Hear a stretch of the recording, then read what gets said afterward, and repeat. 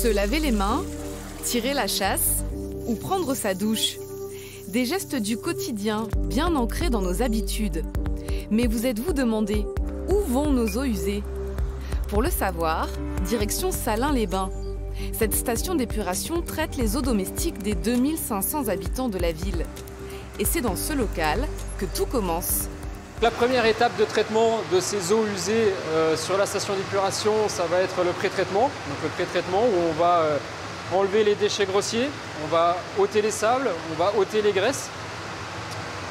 Donc c'est vraiment la première grosse étape de la station.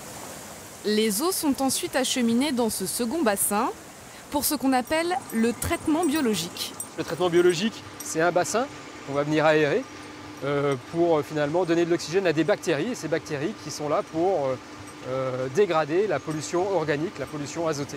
Après une troisième étape, la clarification, les eaux sont rejetées dans le cours d'eau, la Furieuse. Ce qu'il faut savoir, effectivement, c'est que chaque station d'épuration a ses propres normes de rejet en fonction de son milieu naturel.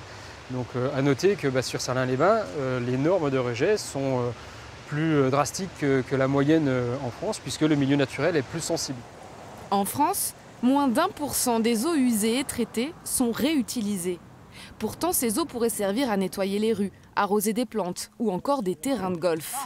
Malheureusement, quand vous devez mettre en place un dossier pour être autorisé à réutiliser ces eaux usées, eh bien, le dossier, il met à peu près 4, 5 ans, même 10 ans, disent certains porteurs de projets. Effectivement, il y a toujours ce principe de précaution, bien sûr. Une lenteur administrative pointée du doigt.